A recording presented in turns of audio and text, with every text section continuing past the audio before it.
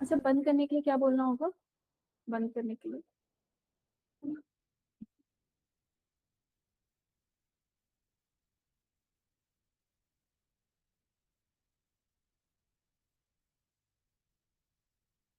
Good afternoon, everyone. We have started with the geography analysis of the UPSC CSE examination. So as you have seen that GS1, when it was conducted, as like every time this paper is nearly from easy to moderate. So this time also certain questions of geography were little difficult, but the rest of the paper was fine. As I've been always telling in my class that focus on the local winds, and here we had a question from the local wind as well. There was a question from Chinook, Lu, Fionn, and that I have done quite a lot in my classes. I've always told you that please focus on the local winds, although the global winds are, the planetary winds are also important. But seeing the trend, seeing the pattern, this is how the faculty at Plutus IAS design the whole trend analysis. They do the trend analysis of the prelims and the mains, and the mains test series program, mentorship program also, we have stress upon these kind of the advices to the students. And here we are very glad to inform you that whatever trend analysis that we have done beforehand, maximum question were there in the exams, right? So now without taking much time, I'll start with the trend analysis with the questions which have been there in the examination. So let's discuss them one by one. Okay, so the first question is, what is the Fujiwara effect? Okay, so the first question is, what is Fujiwara effect? And explain its impact on the movement and intensity of tropical cyclones. As you know, this topic has been there in the physical geography lot many times. People have discussed it, students have discussed it with me. And tropical cyclones is one of the topic that everybody should stress upon. But sometimes what happens, there are certain terms which come from that particular topic, and people out of nowhere get puzzled that how such term has been used, although it's not quite popular one, but yes, there it is there in the book. So I'll be discussing on what is Fujiwara effect. So you have to start with the intro. I hope that you have attempted your answers in such a manner only, wherein you have given the introduction first. As I always tell you that you should start with the intro, and in intro you should start with what? Explaining what is Fujiwara effect, telling who has coined this word, when the word started getting the popularity, etc., giving the intro. Then you have to come to the body of the question, and then finally the conclusion. So starting with that, Fujiwara effect is the interaction between the nearby. So first understand the concept, what is it is, and then I'll go with what you should have written. So it is basically that two tropical cyclones get into the proximity of each other, right? And it happens very, very rarely. It's not a very common phenomena. It happens very rarely that the two tropical cyclones are in proximity, and hence they develop a very common center between them. So if I say these are the two tropical cyclones, and they'll develop a common center between them, and then there will be and they'll revolve around this common center, both of them, right? Otherwise, if you see the tropical cyclone, otherwise, what is there? There is the cyclone, there is an eye in between, there is an eye wall, there is a low pressure center developing here, high pressure developing outside, and that's how it moves, right?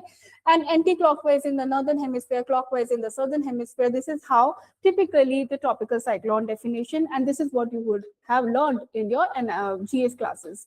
But if you talk about the Fujiwara is basically the two cyclones which will develop, and they will develop a common center, common area, wherein they will have the common center and they will revolve around it. So it will be very difficult for meteorologists and scientists to discover that how the movement is happening, because what happens when two cyclones coming towards each other, so it becomes a very complex situation. It's not very easy to identify which is the common center. So this is what happens in the Fujiwara effect. So let's discuss the technicalities of it, because this is a conceptual part I have discussed with you. Now let's come to the intro part, what you would have written and what we popularly call as the keywords, right? So Fujiwara effect is the interaction between two nearby tropical cyclones. So these are the near tropical cyclones that I have been talking about, okay? And they come sufficiently close, they begin to rotate around a common center of circulation. So this is the common center of circulation, and underlined, you would have underlined this word, and due to their mutual cyclonic circulation. It was named after Japanese meteorologist Fujiwara, and a tropical cyclone move under the influence of the winds, right? When the two cyclones come sufficiently close together, this would have been the intro. Now their circulation create combined flow. Obviously, the intensity of one cyclone is now not one, they have been combined, so effect is going to double, of course, right? So their circulation create a combined flow, causing the two systems to orbit around a common center of rotation. So this is a common center of rotation. And I won't mind that if you will draw the diagram also in the explanation, because it's always good to draw a diagram in your geography answers. I've always stressed upon that, and so do I will stress now too. So cyclones are relatively close to each other. Both systems are well-developed circulation.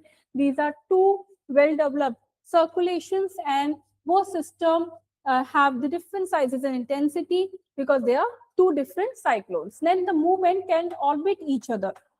Now, the second part of the question asks you explain its impact on the movement and intensity.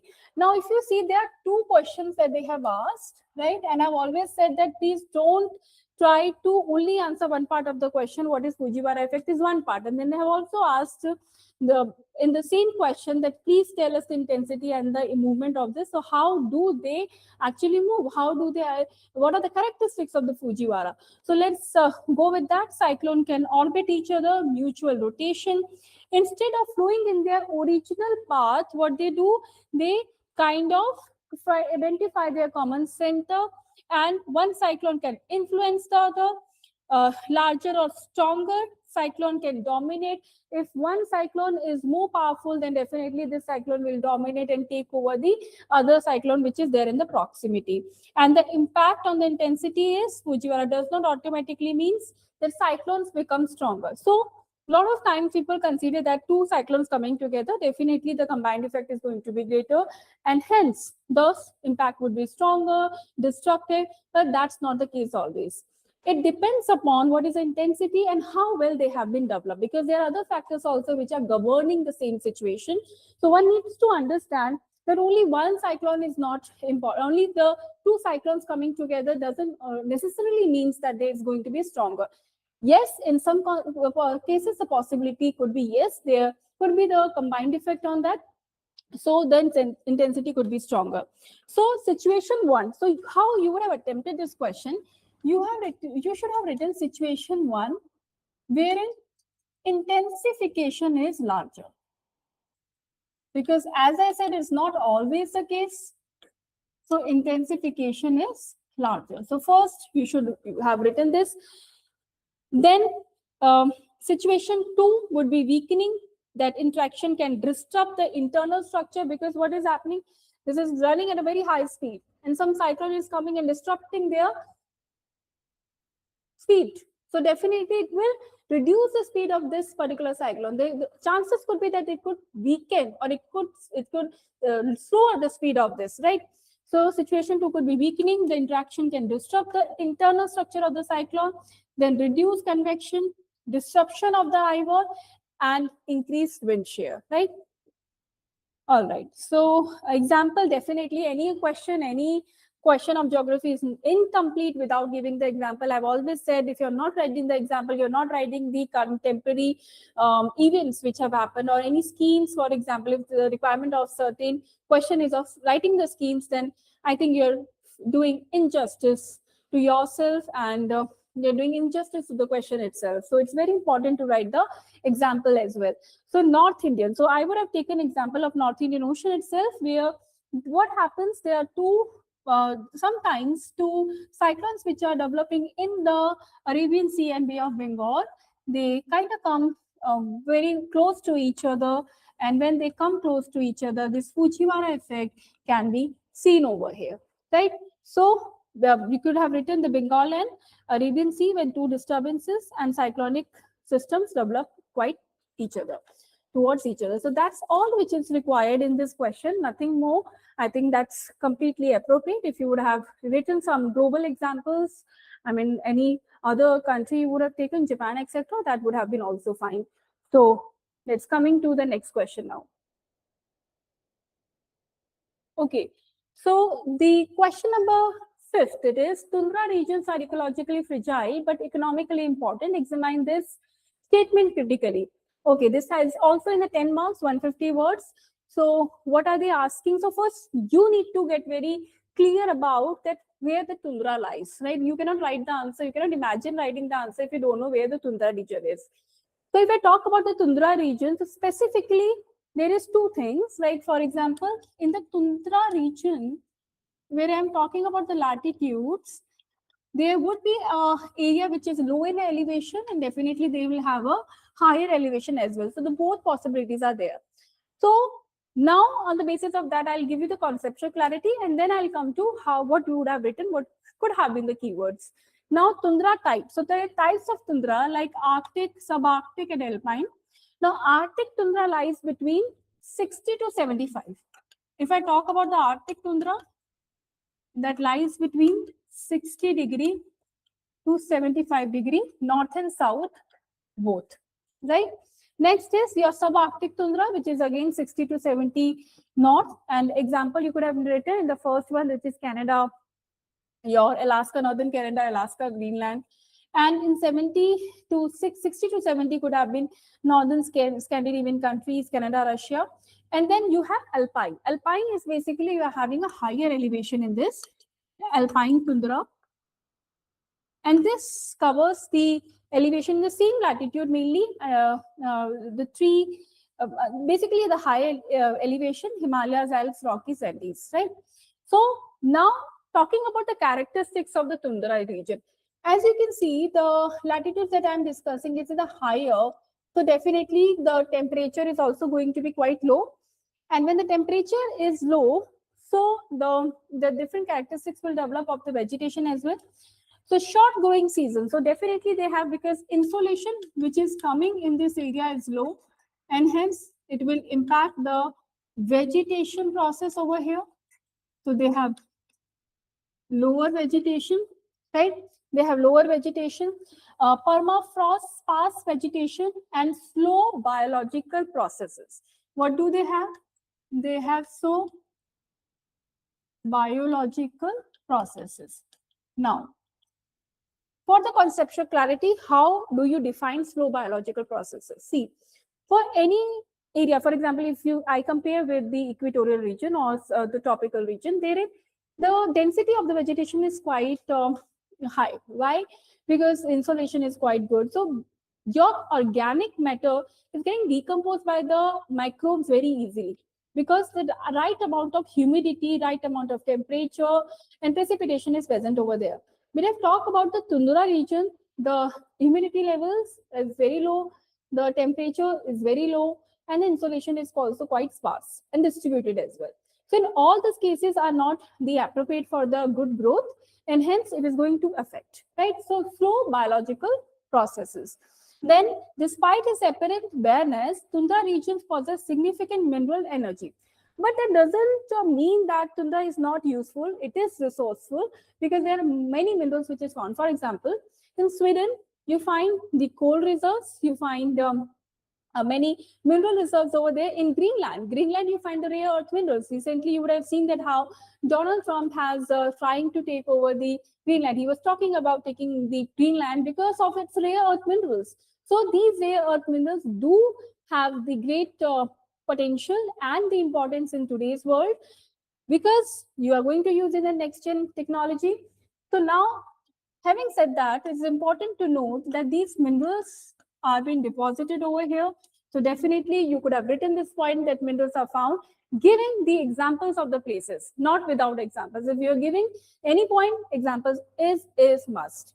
Then tundra regions possess mineral energy and ecological and strategic resources. How the strategic resources? If you see, there is a Arctic region, Arctic Sea also above that, and they have been talking about accessing that area because it will be very easy if, because right now it is frozen, like many seasons it gets frozen, but if that area gets navigable, it will be beneficial for the Russia quite importantly. So this area, if it becomes navigable, it's going to be quite helpful for a lot of countries. Now, what are the fragility? So let's talk about the fragility of this area, that why this area is fragile. So first thing is permafrost. So permafrost was a question which came in UPSC CSE Mains examination. I have also discussed about this in the trend analysis only. So what is permafrost? This is the melting of the ice. And this melting of the ice is happening because of increase in the temperature. Whenever there is going to be global warming, whenever there is going to be the climate change, the temperature is going to rise, and hence there is going to be the melting of the ice. This is known as permafrost, right? That is main problem. In Antarctica, you can see the way the glaciers are melting. That is one of the most alarming situation, not only for the Antarctica, but also for the sea. Other places wherein the islands are there, we are talking about the specific islands getting submerged into that. And that's why we talk about the vulnerabilities of the small island developing states, right? Next is specialized biodiversity. Species such as polar bears, Arctic foxes, reindeer, migratory birds, they also depend upon that. Then talk about the climate sensitivity. So these are the points. आपको heading में दे रही हूँ, आपको heading के अंदर आपका मर्जी है कि आप कोई भी example डाल सकते हैं, right? But you should know what heading should have been there in the question. Climate sensitivity, and then food web disruption. So obviously, if any of the species is going to get impacted, it is going to disrupt the whole ecosystem. So food web disruption is another. Climate sensitivity I have given you. And then finally, the oil spill and pollution. Nobody is not aware of the fact that how the oil spills are impacting the marine ecosystem. So it's very important to curb this. Although we have a lot of convention also for that, like MARPOL, but we need to also see that how we can reduce all these the problems which are coming from the trade. So oil spills and pollution, cold conditions slow the natural breakdown of the pollutants, right? Okay.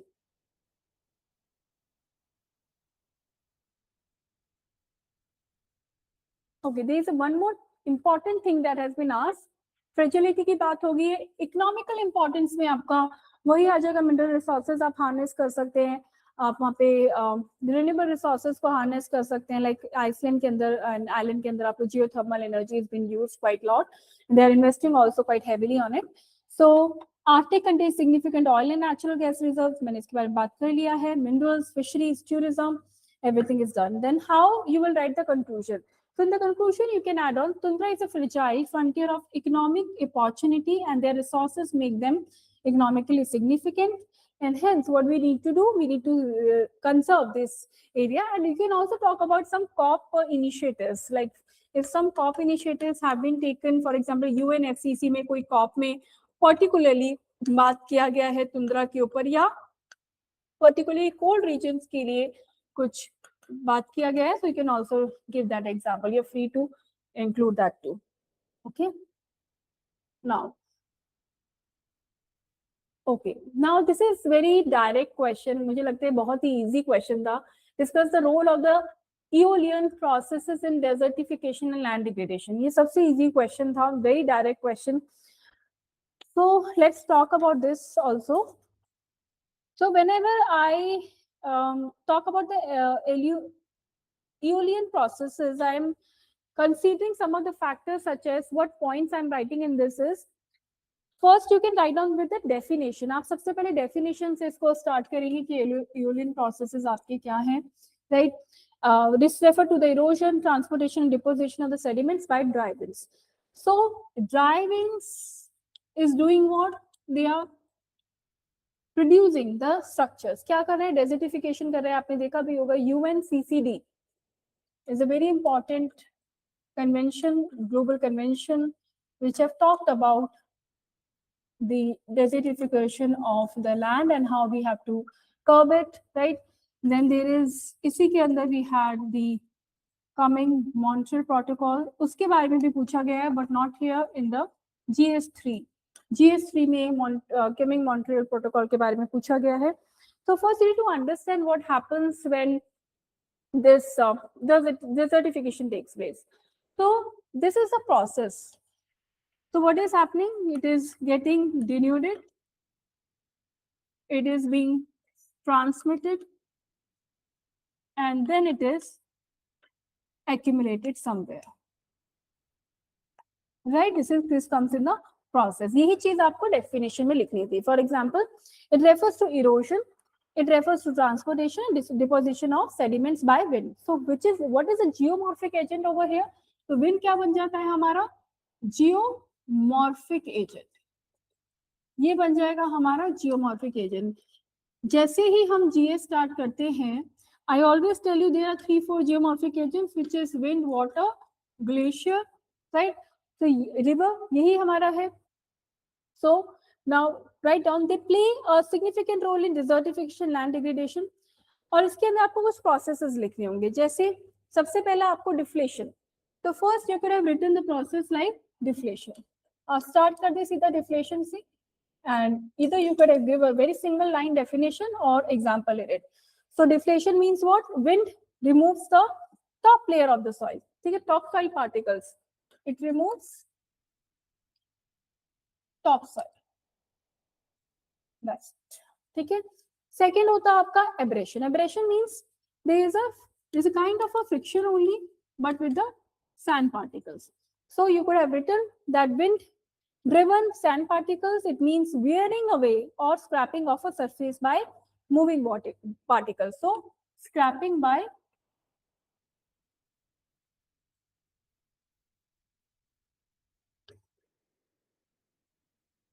moving particles, right? Scraping by moving particles. Next, wind blows land can polish or erode the rocks in deserts. Example आप add कर सकते हैं.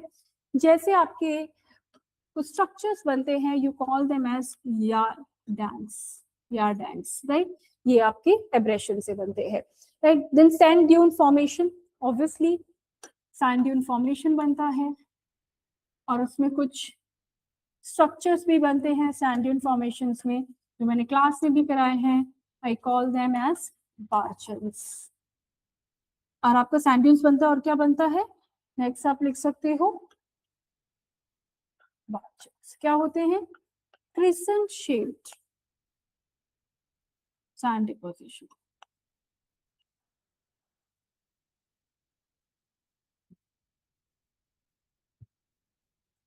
Right? You could have added that. Then loss of soil fertility of obviously, क्योंकि अगर आपका removal of the clay होगा, soil होगा, तो अगर top soil आपका basically एक जगह पे नहीं रह पाएगी, so they cannot, because नया layer आता जाएगा, so it is not quite cultivable.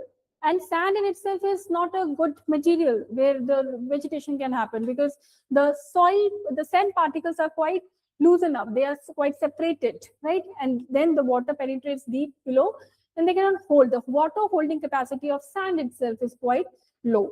So one factor is this. And then you could have written that there are a lot of anthropogenic activities also taking place, like overgrazing and urbanization. These are also affecting the area. So this could have been included.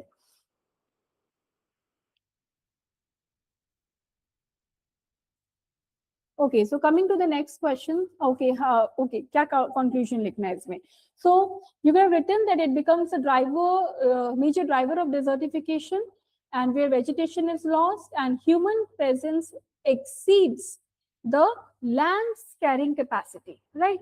So one thing you need to keep in mind, that human presence should not exceed the land carrying. There is a land environment में there is a term which comes of a land carrying capacity, which means कि आपका जितना land आपको support कर सकता है उसके हिसाब से ही you have to do the activity.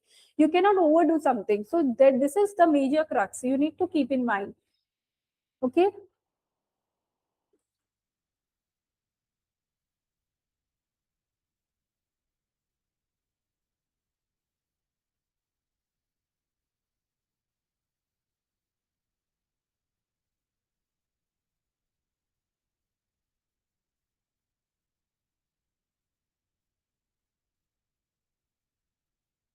Okay, coming to the next question, question number 7. Water resources are both an asset and a source of conflict in South Asia.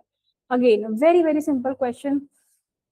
They have given this time very easy questions, and I'm glad that people who have got selected in prelims and they have attempted the mains examination, they must be have been able to do it quite well.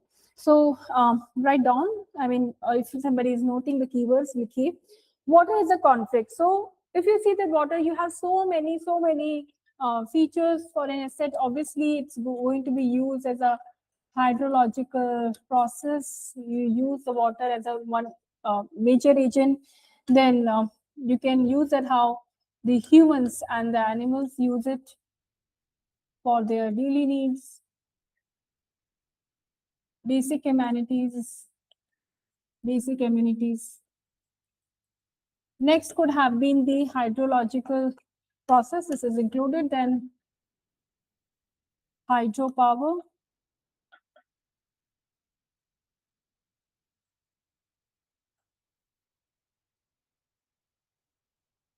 Marine ecosystem. Right? So there could be many assets, like source of assets could be many. These are the headings which I have given. Now coming to the water as a conflict. So if you see, because of the water, we have quite of contentious issues going on with the neighboring countries. One is definitely our Indus River, which is making a headline because India and Pakistan has been in the news for the conflict over an Indus River, although we share 20% of the Indus River and they share 80%. Then also there is a lot of issues which keep on progressing, and then we have to find a solution for it every year. So India, Pakistan, there is a disagreement over the project also. There is a project which is going on. One is the Kishan Ganga. This is a hydro power project, the Kishan Ganga, and the Rettal one also, so which reflects the competing interpretations, because what they think that whatever dams, whatever projects we are developing on this in this river, this will ultimately take away their water. They will, because it is written in the agreement. If you see the agreement of India and Pakistan, it is written that you can use the water, but you cannot divert the state of the water. That means the way they have been going or flowing, you cannot change that, right? You cannot disrupt the run of the flow of the water. You cannot disrupt that. But apart from that, whatever water is flowing, उसके अंदर अगर आपको कुछ use करना है, it's quite easy for India to use. But again, they have been claiming, they have been trying to say that whatever dams they are making, the India is taking away the water flow, diverting the water flow towards them. So that's not true, obviously. Next is India and Bangladesh. Obviously, this is also one of the problem between India and Bangladesh over the Teesta River. Although we have tried to figure out some of the resolutions over it, but now sharing of Ganga and Teesta remains sensitive. This is also a bilateral issue between both. Next example, you could have, अच्छा कितना इसको explain करना है आपको बहुत ज़्यादा, because you have to give multiple example. So एक question में आपको बहुत ज़्यादा explain नहीं करना है. मतलब you give examples, you give the verdict if you have any, then but you don't have to over explain it, because obviously you have to see that here they are asking about the conflicts, right? So this could have been the way. Next is India and Nepal. Mahakali River forms a part of India and Nepal boundary. Then there was a Mahakali Treaty which was done in 1996, which provides an integrated development of the river. Now, finally, which I thought is very, very important and it should have been included, which is India and China. I wouldn't have completed this answer without writing India and China. Two reasons. because India and China has been in the issue. It's a contemporary one. They always make the headlines in the newspaper. And second is that China is being possessed as one of the most critical enemy of India. Reason being because it's now taking away they are developing a lot of the dams on the infrastructure on the Brahmaputra River. They're progressing over it.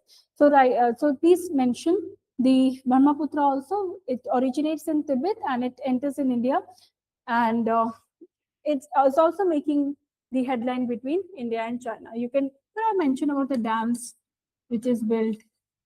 They are progressing. They are making infrastructure over it, and what India is doing to curb it. Okay.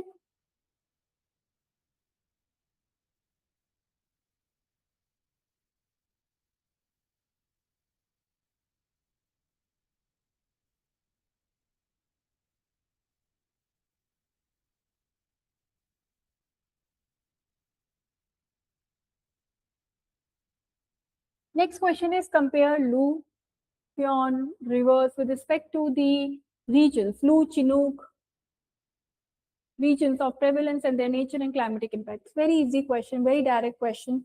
So let's try discussing the dry local winds first. First, let's discussing the dry local winds. So what do you understand by the winds? So if I talk about the Lu is what? Again, a dry river, and it is advection, right? I've always told you that what kind of wind it is the horizontal movement of the wind which is happening, and it is coming in the month of, if you're seeing May, June, there's always the advisory from the meteorological department of India that you don't have to rush out in the Lu. It's very, very dangerous. So this is coming from the north region of India, flowing over northwest region and north region of India, northern region.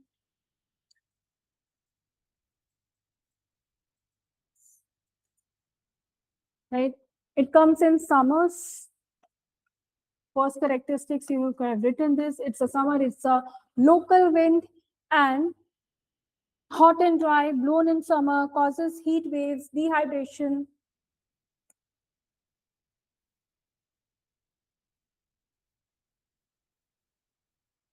You could have also added the data in this, that how much people have been affected every year because of the heat wave. Because heat wave is not only impacting the people, it's also impacting a lot of agricultural crops. It's impacting the whole lifestyle of the people. So you could have also added the data. The data you could have got it from the FAO, or there are a lot of reports which comes by WEF. So it's easily available over there, or by Niti Aayog. So wherein you could have added how much heat wave, how much, what intensity of heat waves is coming, and then how much impact they are causing to the people. Right. Next is your Chinook. Chinook is another one. So for the Chinook, it's quite different from the Lu. Although this is also a dry wind, Lu is also dry wind, but Chinook comes in the season wherein USA is experiencing winters at that point of time. So basically it comes like this, it rises and it creates a dry region. I mean, it creates a warm wind on the eastern side of the slope. And hence the temperature of the USA decreases. Certain area, I'm talking about a certain part of USA, decreases at this point of time.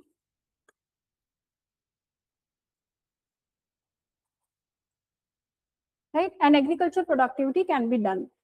So eastern slope of Rocky, usually USA and Canada. So mention eastern slope.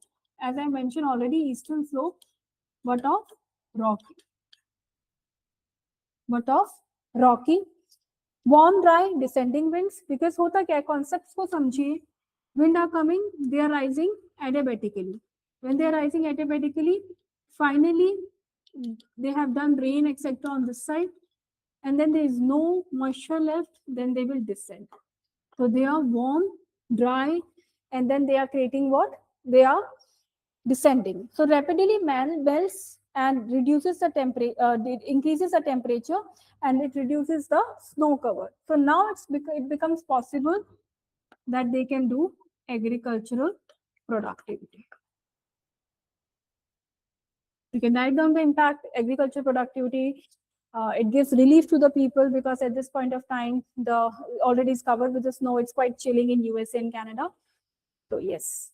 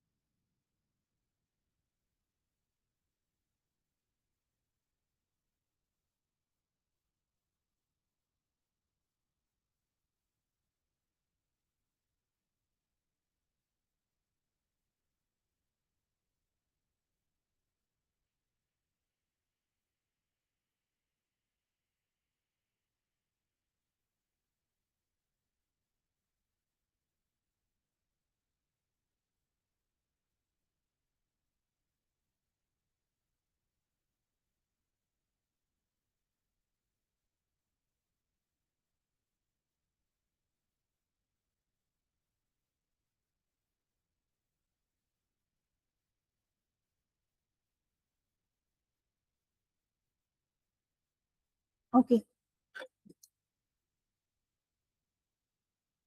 Right on.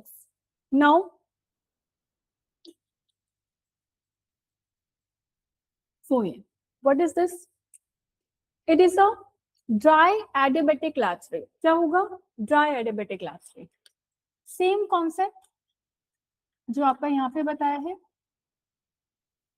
but in a different region. कहाँ पे? Just write down in the Switzerland. So northern side of Alps, especially Switzerland, Austria, southern Germany, warm, dry, descending. Same concept there, warm, dry, descending. Rapid warming, snow melt, drying may improve agriculture condition. Agriculture improvement क्यों होता है? Because यहाँ पे agriculture आपका, because snow cover होगा तो agriculture नहीं possible है.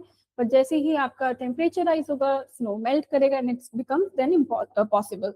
So may improve agriculture condition, but also can increase avalanches. क्या इसका drawback है? कि avalanches increase कर सकता है. So my suggestion is that you should have definitely mentioned the areas example. Examples बहुत important थे इसमें, like I mentioned southern Germany, Austria, Switzerland.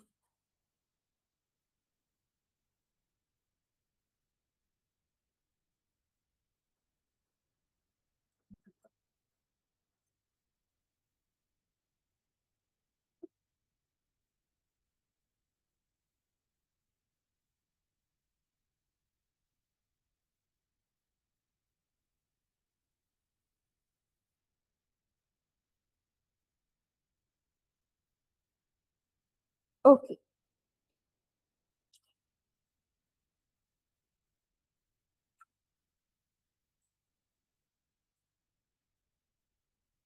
The next question, let's move to that. So if you're having any doubt also, you can ask. So there is a chat going on. Hello, ma'am. So I'm reading out the chat first. I got a time to read it out now. Hello, ma'am. Is it possible to attempt 20 question UPSC mains in 3 years? Yes, Vikrant, it's absolutely possible. And that is how it has been structured. The exam pattern has been such that they do know that it is possible to write. So it comes with the practice. Initially, it looks like it's not possible, but yes, it is possible, provided you have the clarity. And if you want to get more clarity, Vikram, then you can definitely go to the Plutus website and do contact us. We have many options available for the mentorship program and the means writing exam program as well. So you can contact them. Okay. So there's a Karan Chaudhary who is asking, hello, ma'am, I'm a new student of your live class. My name is Divanshi Ravan. Okay. Hello, Karan. Good to see you. Okay, so you're using the ID Karan, but your name is Divanshi. Okay, hi Divanshi. Is there any particular question that you want to ask? And I hope you have been benefited from the analysis today. And if you are looking for any program, then definitely you should contact to Plutus IAS. They are running a lot of programs right now. And if you are even confused also, then we have the mentorship program available with us. Obviously, we do have the GS program, NCRT program, and the optional, plethora of the optional choices we do have. So please come and contact. And if you really want one-on-one mentorship session also, then that is also possible. So please do contact tutors. Then, okay, is it possible to attempt 20 questions? So this is done.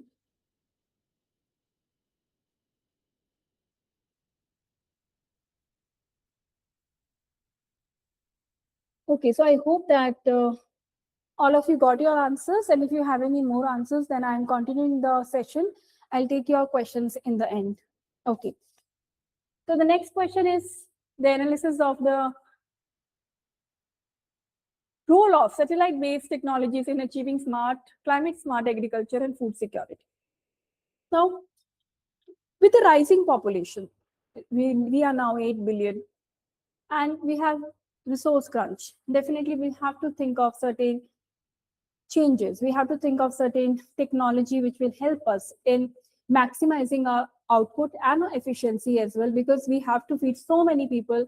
I was reading the data where it was said that in the hunger index, it was written that nearly 2 billion people get affected and they are hungry, right? So that means that only very less population is able to get the food resources. So what do we need to do? So this is one of the technicalities that we can get into, which is climate smart agriculture. Now, what is that? So first you need to understand it. Then we will discuss the role of the satellite technology, because if you do not know what is the climate smart agriculture, then it's not possible. So climate smart agriculture aims to increase agriculture productivity, build resilience to the climate change. And in India, satellite-based technology such as remote sensing, satellite-derived weather data can significantly contribute. So when I talk about the climate smart, that means you have to develop certain kind of technologies. You have to inculcate the climate pattern conditions also before you are trying to plan the agriculture in a particular area or in a country. Why? Because without planning, you cannot do certain things. There could be the crop loss, there could be the tropical cyclones or any event which can impact the agriculture productivity. So now with respect to the climate, you have to take care of the kind of the planning you are doing with respect to it. So what do you need to do in it? You need to train your farmers first. It's very important, because the farmers are the one who are working at the ground level. The technicians, everyone who is having very good knowledge, scientists of the crops are the different department altogether, but the one who are doing it on the ground are the farmers. So farmers need to first get trained in this. And apart from that, the government also taking a lot of initiatives. For example, there is a role of a technology which becomes very, very essential in this. Why? Because if the technology is not going to be there, you're not going to be benefited, because you cannot access a very big hectare of the land on your own. It's quite impossible, nearly impossible. So only the satellite could help you. So precision agriculture, you call it as precision. So what is the role of satellite?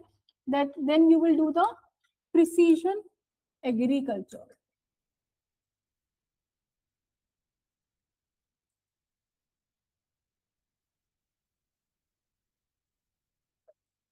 Now, what is precision agriculture?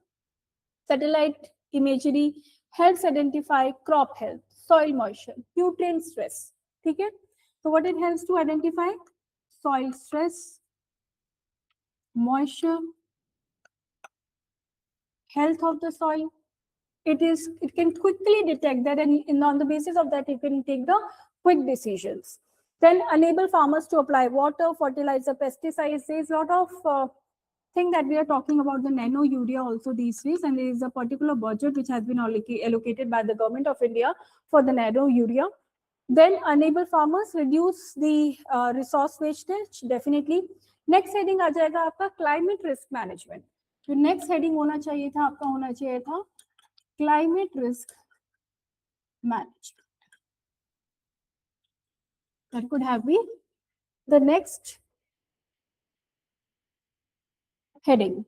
So improve monitoring of rainfall, droughts, cyclones, early warning can help you to adjust, because if you know that there is certain event which is coming, so definitely you can postpone or prepone whatever. You can change your sowing patterns, so sowing seeds. If you want to sow the seed, you can do it later on.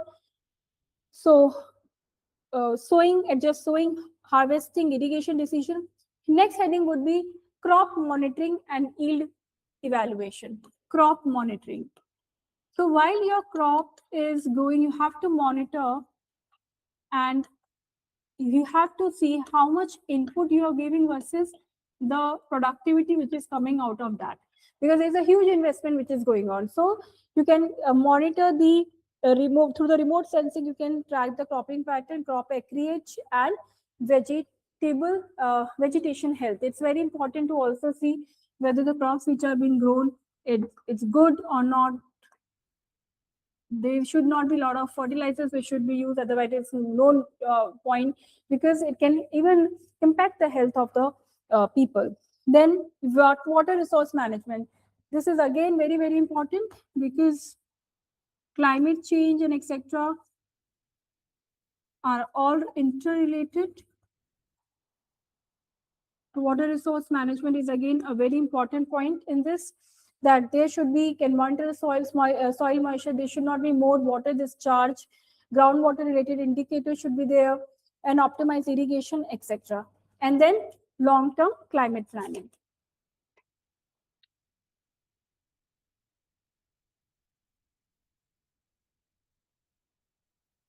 Now these are the points you can take down.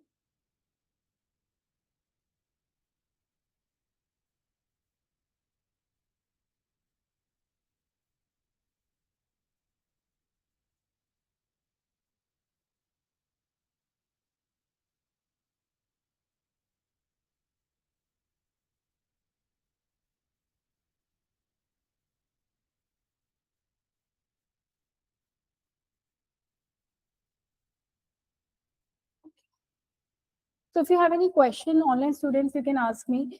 Before I wind up and go ahead with the last question, you can ask any question.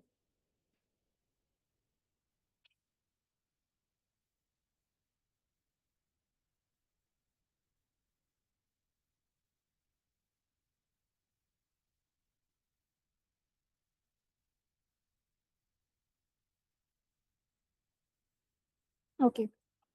So the 17th question says, center of the global tail is gradually changing and shifting from the Atlantic region to Indo-Pacific region. Very interesting question. Why interesting? Because it's having a mixture of the international relation knowledge also in geography. And these are certain topics, these are certain questions which interests me a lot particularly. I don't know about others, but these questions ask you, demand you to have the current knowledge. It demands you that you should be aware of what is going around you, and then there's a lot of scope for you to even add examples. So these kind of questions are my favorite one. So let's go ahead. So first is that you can write the Atlantic region.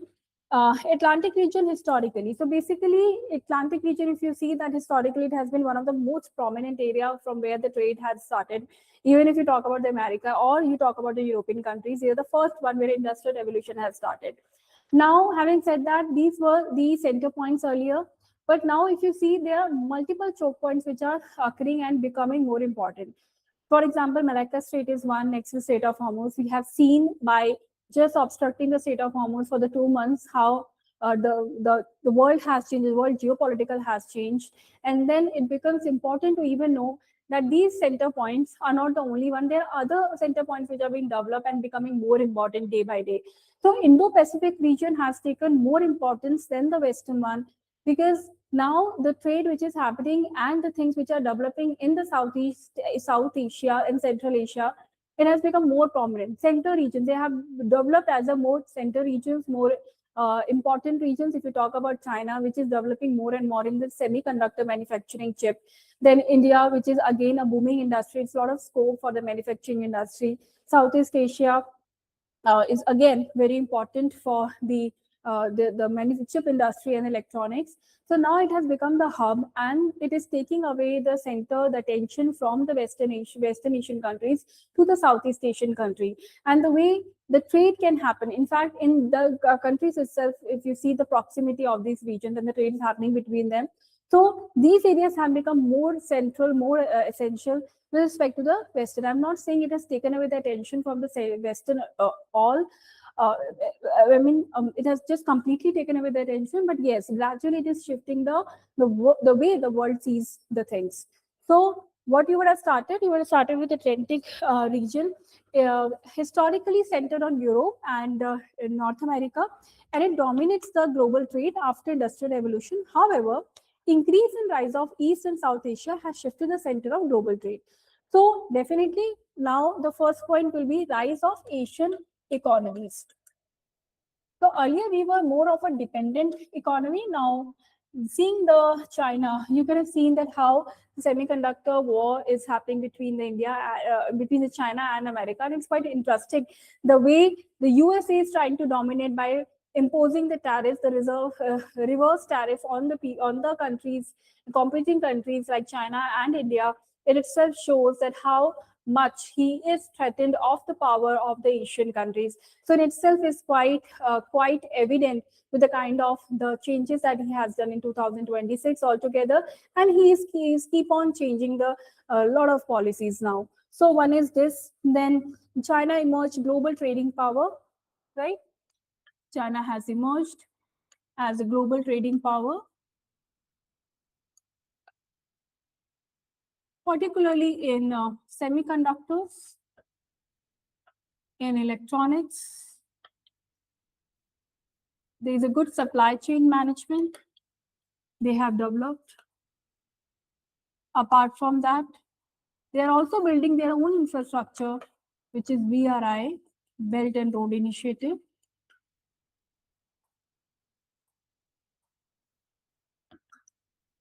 Right. Next, it would be the manufacturing and supply chain. Supply chain I've already mentioned. Automobiles. You can also write the example of automobiles. If you see, the Korean companies and Japanese are quite famous for the quality of the automobiles. I was reading one documentary also. In documentary, it was mentioned that 80% or 60% of the economy, I'm not sure about this data, it could be more or less, 60% of the economy revenue of this automobile industry is coming from mainly the three top companies of the Korea. So you can have that, you can have a look at the documentary also if you get a chance. So this really help you to write the answers and give the examples whenever it's required. So next is strategic maritime location that I was talking about. Strategic maritime location will include the Malacca State and the Strait of Hormuz and the Red Sea. We can add on that example too. And later on, you can add the Europe, Africa, Middle East, then growing consumer market, large urbanized population shifted, creating substantial demand for energy, food, technology, goods. Because you see, the amount of the population which is residing in the Southeast Asia is quite more than the Western countries. So obviously the demand, consumers are going to come from here only. And then when this demand is being supplied, the demand is being catered by the country itself, by the countries of the Asian countries only, then it becomes like a complete circle in itself. You don't have to depend upon the other countries for your demands, and then it becomes quite easy also. So this is what is taking a shift. So next is connectivity and regional integration. So there are many regional players also which have started coming up. For example, if I talk about RCEP, which is one, then ASEAN, another. So these countries are also developing and they're having their own setup to boost the trade, to boost the economy. For example, FTA, free trade agreement we are talking about. We're talking about a lot of bans, the taxes, they are being uplifted by them. So in itself, it helps to promote the seamless trade. So RCEP, Regional Comprehensive Economic Partnership, then ASEAN led arrangement, India, Middle East, Europe Economic Corridor seek to strengthen trade and connectivity. Now, this question cannot be completed without including the challenges. Now, challenges are many, and you could have write only in 2 points. That's it. You don't need to explain it. For example, recently there is a war going on. For example, there is a Ukraine-Russia war going on, which obviously hampers the area, and it somehow it also bring in a lot of the burden on the developing economy like India as well. So definitely these war-like conditions or the shocks, you call them as a shock. So these shocks which is coming in, it's quite not predictable in nature. So definitely it can disrupt the whole market. So trade protectionism is required, right? So trade protectionism is one which is required. Supply chain disruption, climate risk, climate change, coastal infrastructure, and vulnerability of the important choke points. Okay, so this would have been completed without it. Okay, the last one is very easy. I think everybody can do it and attempt it, which is analyze the drivers of human-induced land use changes in India and their geographical consequences. Now, land use usages could be many. It refers to the conversion of the land from one use to another. Right. For example, if you're using the land as a forest, you'll change it into agriculture. If you change it is agricultural land, you can change it into the real estate. You can build some building over there. So this is the change of the utility which keeps on hand. Resources same, but you are using it for multiple purposes.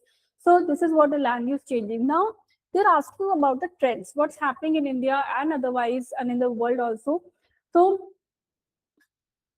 oh, no, they are talking only about the changes in India. That's it. So that is what you need to take care. आप India के बारे में लिखिए, पर अगर आपको compare करना है वर्ल्ड का, तो आप थोड़ा बहुत कर सकते हैं. So land use refers to the conversion of land from one to another, such as forest to agriculture, land to urban settlement, and wetland to infrastructure. So सबसे पहला क्या issue है major, क्यों हो रहा है ये? Obviously population growth.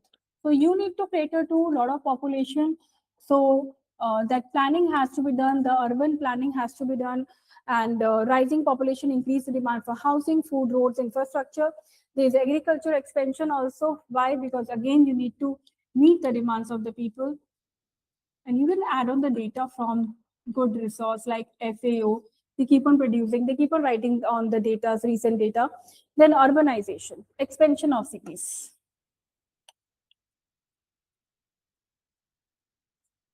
Expansion of cities. Okay. Railways, airports, dams, mining projects, then agriculture intensification. What is this agriculture intensification? So if you see in India and China, you have a very small lands, more crops on small land. So this is called intensified. Agriculture intensification is quite more, unlike the US and Canada, where there is they're not intensified, they're extensification, because the demand of the people is less. So obviously the dependency on the land is there, but they're not too much dependent, right? Because the population is balanced. Then expansion of irrigation, commercial agriculture changes, traditional land use pattern, all of these could have been written. Then what else you can use it for?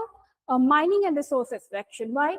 Because new minerals, etc. are required to be explored. For example, rare earth minerals. We are searching for the lithium. We are searching for the rare earth minerals so that your import burdens could be lessened up, and your balance of payment could be can get better. So for that, it is important that you should have your own resource other than you depending on the other countries for the imports, right? And the development of energy projects, right? So that's all in the GS1 geography paper analysis. I hope that you would have understood and got what you could have written in the questions. And if you really want to get in touch with Plutus for the mentorship program, for the geography optional, for any other optional, there are a lot of options which is present here. And the GS program or mentorship, you can definitely contact Plutus for this. Thank you so much.